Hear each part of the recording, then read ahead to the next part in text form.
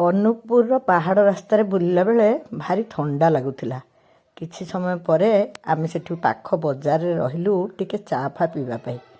ସମସ୍ତେ ଚା ପିଇଲା ପରେ ମୋତେ ତ ନାଲି ଚାହା ମିଳିଲାନି କି କଫି ମିଳିଲାନି। ମୁଁ ସେ ପାଖ ଦୋକାନ ଟିକେ ବୁଲୁଥିଲି, ଦେଖିଲି କଞ୍ଚା ମୁଗ ଭଙ୍ଗା ହେଇକି ବିକ୍ରି ହେଉଛି। ମୁଁ ସେଇଠୁ ଟିକେ ନେଇ ଆସିଥିଲି।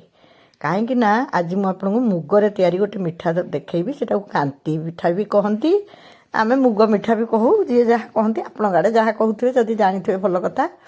ନହେଲେ ଦେଖନ୍ତୁ, ନୂଆ ବର୍ଷ ଆସିଲାଣି ତ ମୁଁ ଗୋଟେ ମିଠା ବନେଇକି ପଠେଇବା।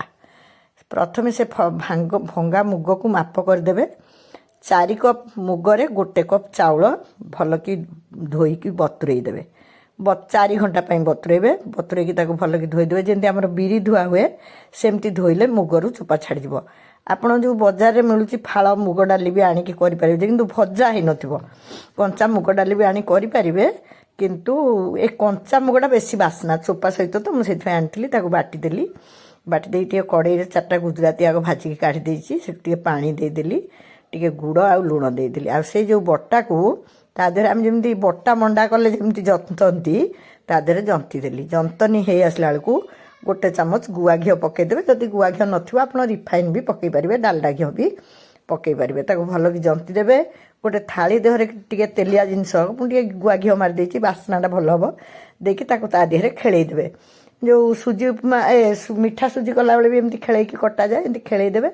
ଆପଣ ଖେଳେଇ ଦେଇ ସାରିକିରି ଅଧଘଣ୍ଟା ଭିତରେ ଥଣ୍ଡା ହେଇଯିବ। ଶୀତ ହେଉଛି, ତାକୁ ବେଲଣା ପିଢ଼ା ଦେହକୁ ଓଲଟେଇ ଦେବେ। ଯଦି ବେଲଣା ପିଢ଼ାକୁ ନ ଓଲଟେଇବେ, ଆପଣଙ୍କୁ ଯଦି ଥାଳିରେ କାଟିବା ସୁବିଧାଜନକ ହେବ, ଆପଣ ସେ ଥାଳି ଉପରେ ରଖିକି ବି କାଟିପାରିବେ। ମୋ ସୁବିଧା ପାଇଁ ମୁଁ ତାକୁ ବେଲଣା ପିଢ଼ାରେ ଓଲଟେଇ ଦେଲି। ଆଉ ମୋ ମନ ମୁତାବକ ପିସ୍ କରିକି ଏଠି ଦେଖନ୍ତୁ ମୁଁ ଛାଣି ଦେଉଛି। ଛାଣିଲା ବେଳେ ଆପଣ ଲକ୍ଷ୍ୟ କରିବେ, ଆପଣଙ୍କୁ ଯଦି ଟିକେ କଡ଼ା ପାଗ ଭଲ ଲାଗେ ଟିକେ କଡ଼ା କରିବେ। ଗୁଡ଼ ପଡ଼ିଛି ଯେହେତୁ ରଙ୍ଗ ନିଶ୍ଚୟ ସୁନ୍ଦର ଦେଖାଯିବ। ଆଉ ତାକୁ ଆପଣଙ୍କ ରୁଚି ମୁତାବକ ଛାଣିବେ। ଥଣ୍ଡା ହେଲା ପରେ ଖାଇବେ। ଏଇଟା ବହୁତ ସ୍ୱାଦିଷ୍ଟ ଆଉ ପେଟ ପାଇଁ ବହୁତ ଭଲ। ମୁଗରେ ତିଆରି ହୁଏ। ଆପଣଙ୍କ ଆଡ଼େ ୟାକୁ କ'ଣ କହନ୍ତି ମୋତେ କହି ଜଣାଇବେ।